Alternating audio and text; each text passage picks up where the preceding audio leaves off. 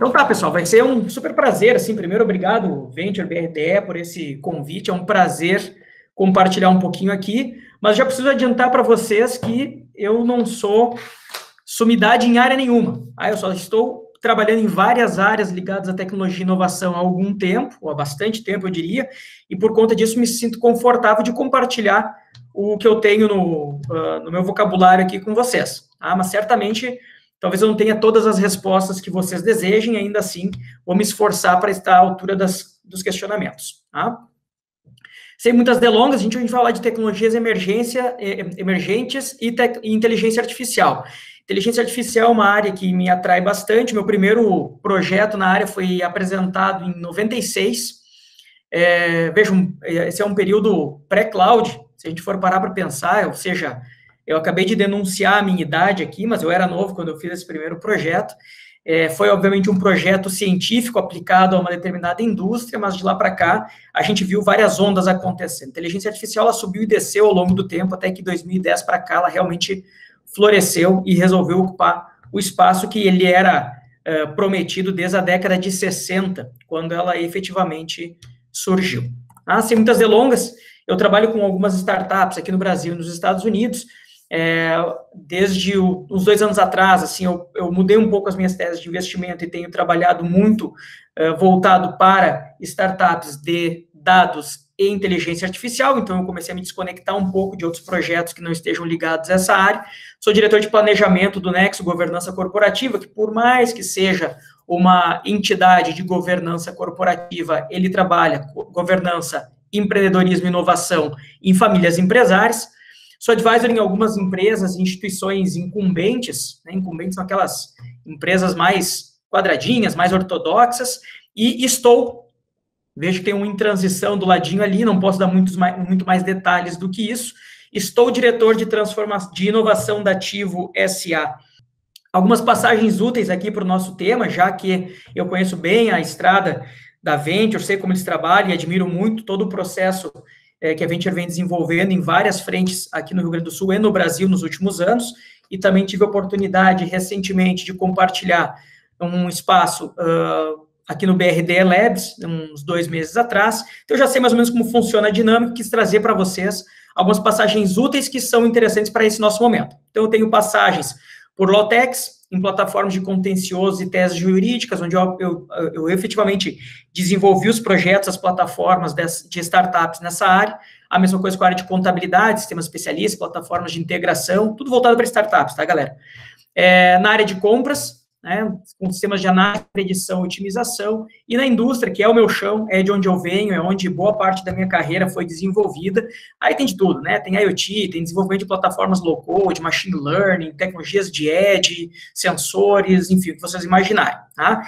E nesse meio tempo, já são 20 anos de carreira aqui nessa área de tecnologia, a área de estratégia ela foi tomando conta de uma parcela interessante da minha agenda, e aí, para todos esses negócios, para todas essas plataformas, para todas essas experiências que eu tenho tido, eu me envolvo muito no advisoring da parte de modelo de negócio, desenvolvimento de plataformas, transformação de jornada em todas as frentes, de produto e de usuário, modelo Cloud Native, desde o ano 2012, 13 para cá, e metodologias DevOps, que nos ajudam a ser um pouco mais ágeis no nosso dia a dia, tá bom? Eu vou sintetizar um pouco disso aqui, porque é o que eu quero compartilhar com vocês. Eu imagino que isso ajude a me conectar com a dinâmica e os desafios de vocês no dia a dia. Aqui dentro dessas áreas, eu acho que eu consigo ajudar um bom pouco. Mas eu também tenho passagens pela área de agronegócio, pela área de saúde, pela área de finance, enfim. Eu já burilei em algumas outras áreas também, mas aqui, realmente, eu me sinto mais confortável, tá? E eu quero começar com uma provocação. Vocês vão ver que eu falo rápido, é porque eu sempre faço apresentações maiores do que o tempo que eu tenho. Então, eu falo rápido para conseguir vencer. Tá? Tem 2 provocações que eu tenho ouvido muito nesse período de pandemia, nas empresas das quais eu participo, em especial nos boards, que eles dizem o seguinte, né? Esse nome John Doe não existe. Obviamente, eu ouvi isso de várias pessoas em momentos diferentes, em empresas diferentes. E aí, o que eu mais ouço e me incomoda, tenho certeza que é uma oportunidade para vocês, fizemos o melhor que pudemos com os dados que tínhamos naquele momento. Tá? O que isso mostra? Mostra uma grande dificuldade das empresas de lidar com o seu ativo mais iminente, que são os dados. E isso aqui é uma grande oportunidade para todas as tecnologias que vocês quiserem trazer para os seus negócios. Dados em todas as esferas, estruturados, não estruturados, conhecidos e desconhecidos, tá bom? E aí eu trago um cara lá dos anos 80, Edward Deming, muito forte na indústria, ele dizia já naquela época o seguinte: sem dados, você é somente uma pessoa com sua própria opinião. E a gente sabe que para uma startup se posicionar bem no mercado, ocupar um bom espaço e fazer o scale-up que nós sempre esperamos, ela tem que entregar uma coisa importante, altamente relevante, pouco questionável, no mercado carente ou com uma oportunidade que representa uma carência iminente de um mercado, a baixíssimo custo. Tá bom? Então, essa é a provocação que eu vou tentar endereçar agora nos meus próximos 15 minutos, porque 5 eu já gastei, pelo menos, né? E aí a gente tenta construir juntos aqui uma visão dessas tecnologias emergentes e algumas outras coisas que podem ser úteis, tá? Primeiro, eu quero falar com você sobre machine learning como paradigma, porque às vezes parece que machine learning é um troço meio longínquo, assim, que não tem a ver com a gente, né? Olha, eu sou da área de bio, eu sou da área de nano, né? Eu não estou muito ligado com esse negócio de machine learning, ou eu sou da área de agro, isso aqui é secundário, é transversal, enfim. Parece que machine learning só tem a ver com robôs, e, gente, honestamente falando, machine learning não tem nada a ver com isso. Na computação clássica, sim, tinha. E eu sempre coloco esse slide como uma provocação, porque na computação clássica, como é que tu fazia? Pegava os dados conhecidos, pegava as regras que tu queria que executasse, misturava elas para dar as respostas que você precisava na área de negócio. Isso foi até 2010. De 2010 para cá, uma série de um conjunto de ferramentas e um conjunto de ativos diferenciados ficou amplamente disponível a baixíssimo custo, e nós mudamos esse paradigma. A partir de 2010 para cá, então, veja, já são 10 anos, não é uma coisa nova, nós temos um novo formato de pensamento da machine learning. Nós temos dados mais respostas que vão gerar as regras de negócio. Isso é disruptivo para qualquer área de negócio, porque antes de conhecer os dados e definir as regras para poder fazer perguntas que seriam respondidas. Agora, basta que eu tenha dados, e dados nós temos as pampas, nós temos demais, nós temos dados infinitos, conhecer algumas respostas que fazem sentido para que eu possa intuir as regras para um novo modelo de negócio. E isso efetivamente muda a regra do jogo para quem conseguir mudar o paradigma antecipadamente. Quem quiser trabalhar com a computação clássica, pode, não tem problema, continua funcionando, dá mais trabalho, um pouco mais caro, um tempo mais longo, a jornada é mais comprida. Para quem quer encurtar essa jornada, faz um shift no paradigma, vem da computação clássica para esse machine learning new age aqui, e a gente tem uma versão nova de como explorar esses dados, tá bom? E tudo isso acontece por um só fato, porque quando eu tenho dados, bastante dados, e nós temos muitos em todas as áreas, né, eu tenho que seguir, basicamente, um processo simples de 3 etapas para conseguir gerar insights, prever ações e predizer cenários, tá? Eu tenho que perceber o ambiente, isso eu faço através de dados, através da estrutura de dados conhecida ou não que eu vou utilizar, através das ferramentas de machine learning, inteligência artificial, para poder dar os próximos passos. Detecto padrões, que nada mais são do que as hipóteses viáveis, e ao final eu tenho aprendizados, e com esses aprendizados eu atualizo o conhecimento, que nada mais é do que tomar uma decisão. Então eu parto de dados, testo hipóteses, tomo decisões. Retroalimento esse meu processo, e assim eu vou consecutivamente melhorando a minha decisão e logo a retroalimentação do modelo. O ser humano consegue fazer isso? Consegue. É fácil? Não é. É barato? Não é. Leva tempo? Leva muito tempo. Com o novo paradigma de machine learning, eu uso os dados, eu uso as hipóteses para testar o que faz sentido ou não, e aí eu pulo algumas etapas para ir para a decisão, e essa decisão eu testo on the fly. Eu testo durante o voo. E é isso que torna o processo tão ágil, tão rápido, e as empresas de todas as áreas com quem eu tenho trabalhado, vou dar alguns exemplos na sequência, têm aprendido muito rapidamente como utilizar machine learning. Meu nome é Gabriel Engel, sou fundador da Rocket Chat, uma startup aqui do Sul, que apostou em alguns modelos de negócios diferentes, como open source, e em criar uma startup que vem focada no mercado mundial em vez de local. E a gente conseguiu ter um crescimento realmente acelerado, buscar investidores fora. Um tópico que, para mim, mudou muito a minha maneira de pensar, e foi a primeira vez que eu me deparei com o título A Singularidade Está Próxima. Aqui é ruim que eu não consigo ver um feedback da galera, se tivesse alguns vídeos, quem é que já ouviu essa frase? Quem é que sabe o que é isso? Só para seria interessante, de repente, alguém bota comentário no chat, quem já escutou, quem conhece. Mas é feito de curiosidade minha mesmo. Exatamente, agora dando spoiler. Singularidade, né? Primeiro, o que é a singularidade? Singularidade vem desse fenômeno que é o próprio buraco negro, né? É algum lugar onde uma variável vai elevada a um extremo, no caso, a gravidade dentro do buraco negro, que todas as outras regras e qualquer previsão, a gente tentar entender o que acontece lá dentro, são quase que nulas, né? Vira uma caixa preta para a gente, e as regras deixam as regras que a gente conhece deixam de se aplicar. Mas não vim aqui para falar de buraco negro, né? O que o Ray, né, inventor e futurista Ray Kurzweil, acho que é como se fala, se referiu quando ele falou sobre a singularidade, é a singularidade do nosso futuro. É o que a gente está criando com a velocidade que a gente está inovando e que as novas tecnologias estão chegando. Até dando uma referência, tem um filme muito legal que ele fez chamado Transcendent Man. Quem tiver, não é esse aqui. Esse é um filme baseado no filme de verdade que é o Transcendent Man, que é um documentário sobre a história do Ray, e é onde ele conversa muito sobre essa filosofia dele, sobre esse framework de pensamento dele, que eu realmente recomendo. E algumas ideias interessantes do Ray que vale comentar. Ele é um cara que acredita que vai viver para sempre. Se alguém leu, por exemplo, alguns livros do Homo Deus e Sapiens, viu como essa ideia agora já começa a permear e tem mais pessoas que compartilham dessa ideia, eu vou levantar a mão, included, que tratam envelhecimento vem mais como uma doença do que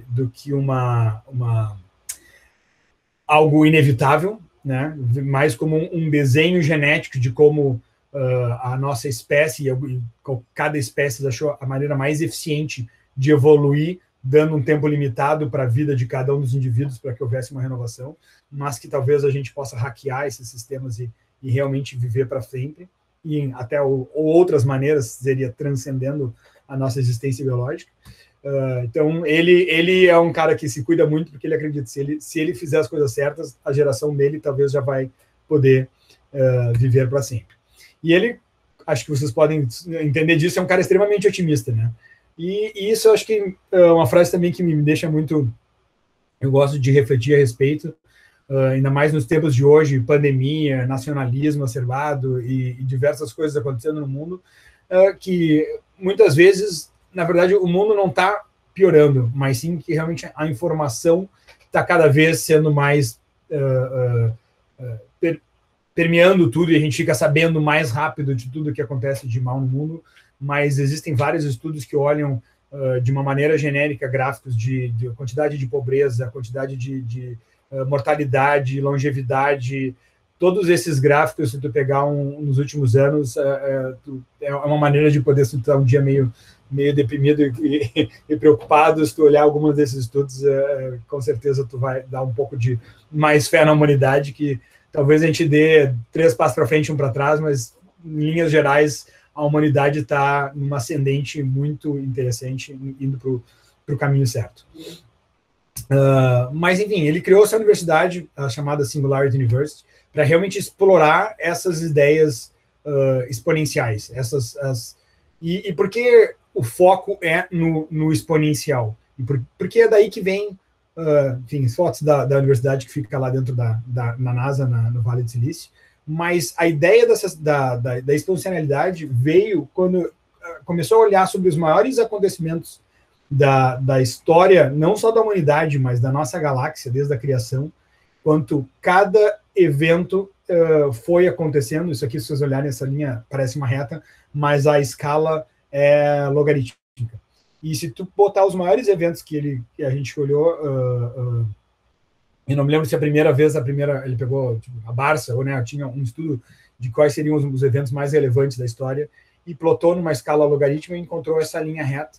E ele assim, não, mas talvez não pode ser só isso. Pegar outros autores e tentar fazer a mesma coisa, encontrou mais ou menos um entendimento de que dessa linha reta, de que, né, uma escala logarítmica, de que os eventos cada grande evento vai acontecendo cada vez mais próximo, e mais próximo, e mais próximo, e mais próximo do outro. E refletindo sobre isso, que foi, ele chegou na lei dos accelerating returns, né? Não me lembro bem qual é a tradução exata para isso, mas, fora a tradução literal, que é óbvia, mas se tinha alguma coisa um pouco diferente. E isso para mim, uma vez que tu entende isso, o que isso significa é que cada tecnologia, ela serve... Por que o próximo grande avanço vem mais rápido? Porque cada tecnologia serve como a base e o propulsor, quando combinada com outra tecnologia, para fazer o próximo grande salto acontecer. E essa aceleração que vai nos dando retornos cada vez mais rápido, e que se plotar isso num gráfico, a previsão dele é que a singularidade vai estar apontada para acontecer por volta de 2045.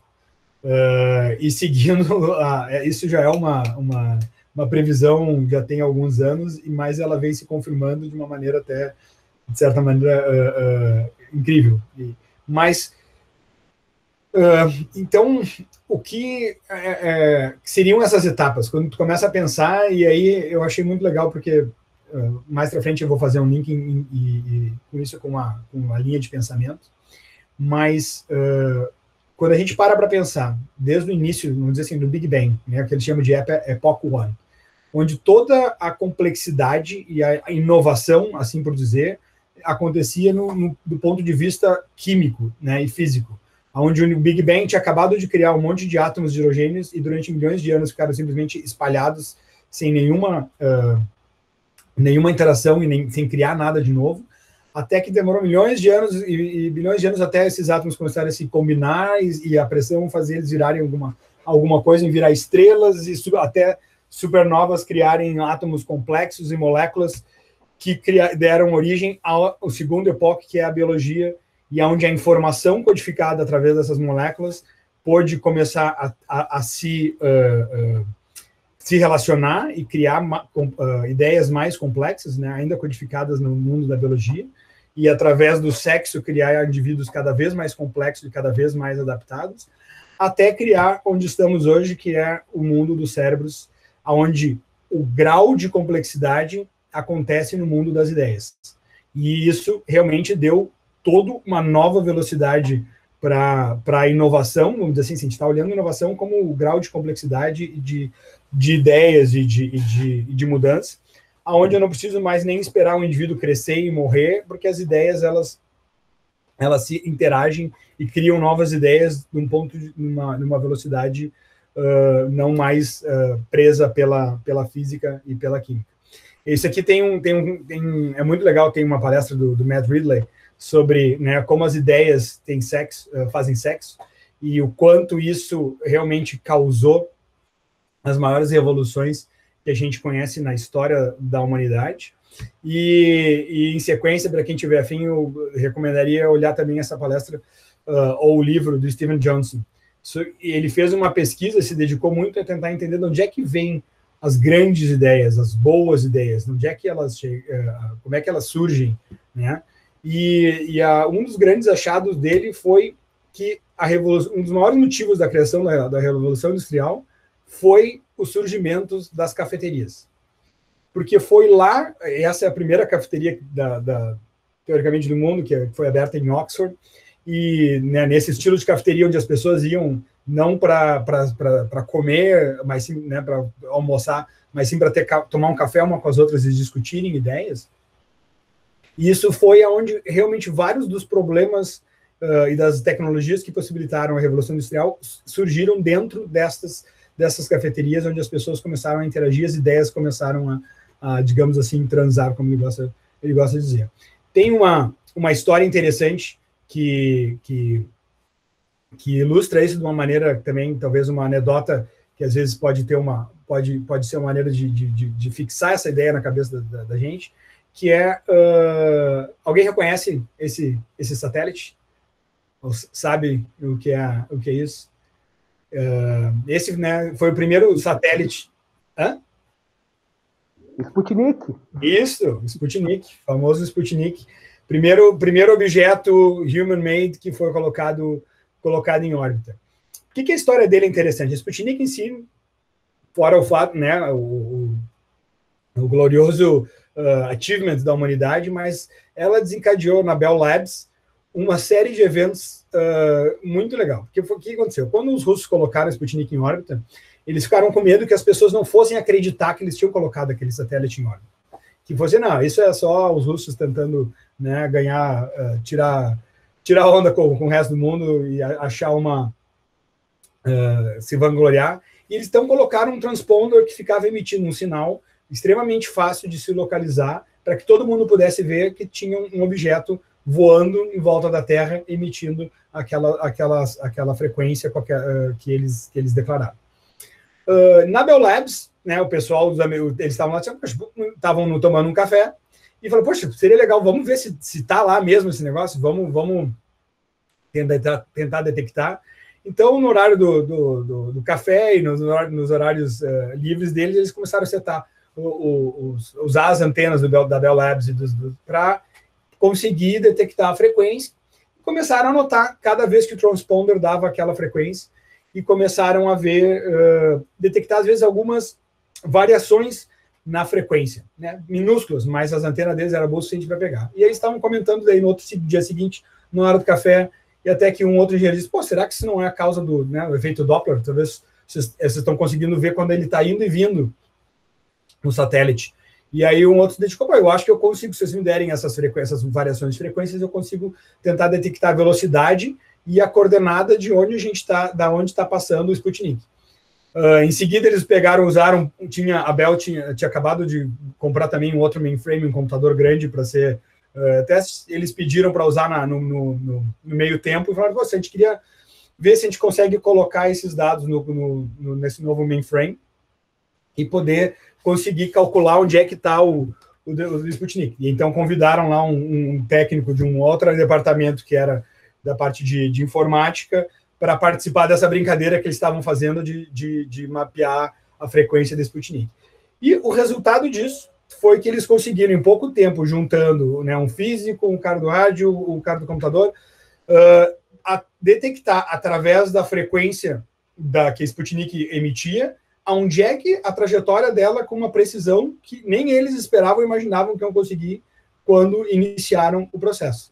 O resultado disso é que quando um dos diretores viu o resultado, eles apresentaram para os outros no Bell Labs, chamou o exército americano, que estava com um problema enorme, e disse o seguinte, olha, a gente acabou de criar alguns submarinos nucleares, e a gente está com uma dificuldade que a gente não consegue mirar em Moscou, quando tu não sabe onde é que tu está no mar. Então, a gente queria saber com você, se a gente fizesse o contrário e botasse alguns satélites em órbitas emitindo esse barulho, será que vocês poderiam dizer onde estão esses nossos submarinos? E disso surgiu o GPS. Então, essa é tudo uma história longa para contar a criação do GPS e como foi algo totalmente inusitado, não foi alguém que iniciou um processo para tentar desenhar algo de como é que ia funcionar uma coordenação, uma geolocalização para o satélite, e sim das interações,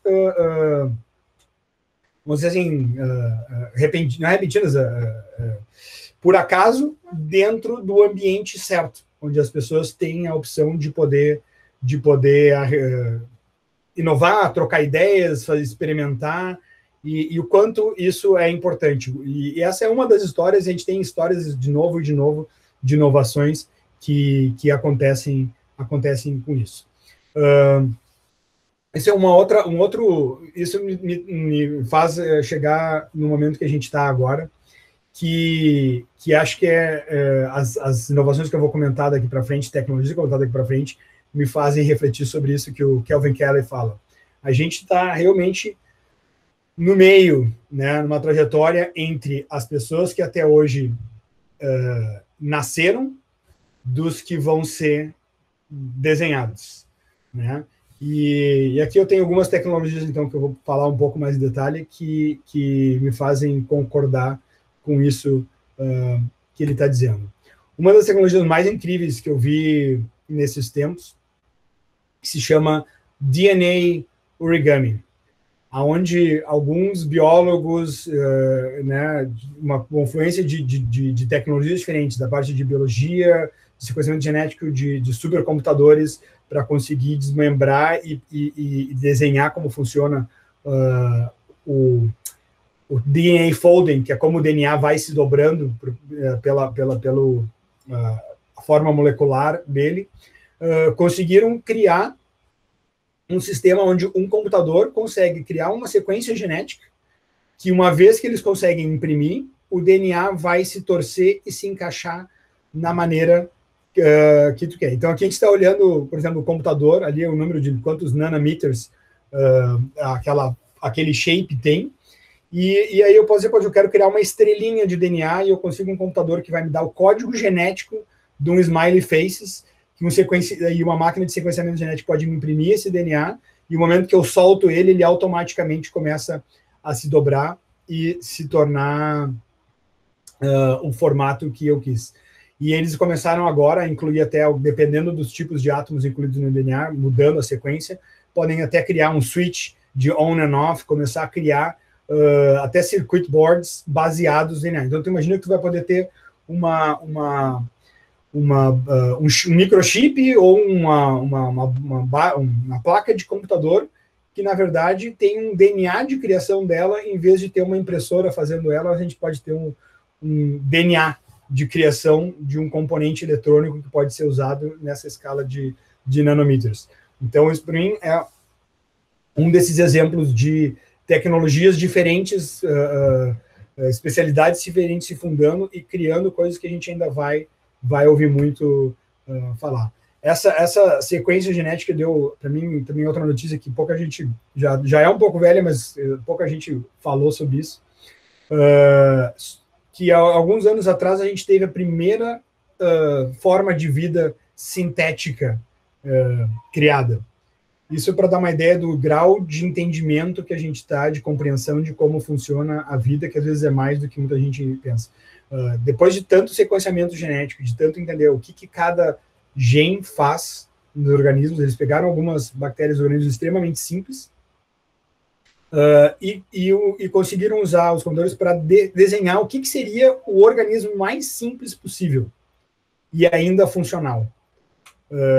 Então, ele não era nenhum organismo que existe na natureza, simplesmente o computador pegou, olha, eu preciso dessa organela, eu preciso desse aminoácido para fazer isso, esse aminoácido para fazer isso, e desenhou, assim como se estivesse desenhando um robô, o que seria o organismo mais simples possível para funcionar. Eles sequenciaram geneticamente e colocaram numa cápsula proteica e criaram o primeiro organismo 100%, dizer assim, artificial, porque ele não é filho de nenhum outro organismo vivo. A gente literalmente o ser humano criou vida, vamos dizer assim, bem dizer, do nada. Eu não sei muito por que as pessoas não comentaram mais sobre isso quando foi divulgado, mas eu acho isso um feito científico gigante. Que se a gente começa ainda junta isso com o que a gente acabou de ver, o quanto a gente pode ser bem específico com o DNA e o que a gente quer montar, quase que criando nanorobôs, tu consegue começar a criar organismos vivos que podem se autorreplicar com um grau de utilidade ou com uma função específica e uma capacidade de executar aquela função em um formato certo, que tu imagina a aplicação disso daqui a alguns anos, quando isso começar a ficar numa escala maior. Então, para mim, isso é uma das tecnologias que está por vir cada vez mais, que a gente ainda não conseguiu nem entender o escopo do impacto do que isso vai causar. E acho que essa eu espero que mais pessoas já tenham visto e tenham lido a respeito, sobre o CRISPR, né, que é o Cluster Regularly Introspected Short Palindrome Repeats. Essa é uma das tecnologias, existe uma das maiores brigas legais sobre a patente de uma tecnologia da história da humanidade, está se dando entre duas universidades brigando por essa tecnologia. É avaliado que simplesmente a patente dessa tecnologia sozinha tem um valor estimado na casa de trilhões de dólares. Mas por que será que uma tecnologia dessa é tão valiosa? Ela simplesmente foi descoberto em bactérias, é um sistema defensivo de bactérias, essa sequência, mas ele forma uma enzima que tu pode editar genes em células, tanto em laboratório quanto até em células vivas. Ainda é uma coisa realmente inicial, mas já foi testado, existem até tratamentos. É uma tecnologia tão simples agora que foi descoberta que existem até kits para tu comprar na internet de CRISPR para tu poder gerar a tua própria edição, mas o que isso começou a se conseguir fazer, e os chineses estão até liderando, talvez por não se ater tanto à ética do que estão fazendo, sobre tu poder editar qualquer característica, se sequenciar geneticamente o indivíduo, o computador poder ver quais são os genes e os traços que eles têm. Aqui vocês já devem ter ouvido falar da 23andMe e vários outros serviços hoje comerciais, tu paga $100, $200, tu tem o teu gene sequenciado e um relatório sobre que doenças tu pode vir a ter e o que tu deve evitar. Com o CRISPR, tu vai, talvez no futuro, poder receber até uma injeção de como consertar esses genes que tu recebeu, e eu acho totalmente inevitável de que no futuro pais vão fazer exames em embriões e ver que eles podem consertar até dos filhos deles antes que nasçam e corrigir qualquer anomalia. Eu falo isso como pai, e porque a minha esposa tem o BRCA1, que é uma deficiência genética, aquela que a Angelina Jolie teve e acabou fazendo a dupla mastectomia, porque ele aumenta a chance de ter câncer em mais de 100 vezes, se torna algo que, como se vivesse com uma faca pendurada. E realmente fica pensando assim, será que se eu tivesse tido a oportunidade, escolheria para minha filha ter avaliado isso, talvez corrigido ainda quando bebê? Eu como pai, fico pensando que sim. Acredito que outras pessoas teriam visões diferentes, mas eu vejo que cada geração estaria mais disposta a fazer isso. Então, para terminar só com essa frase esqueci o nome dele, de que realmente a inteligência artificial vai trazer uma nova revolução industrial.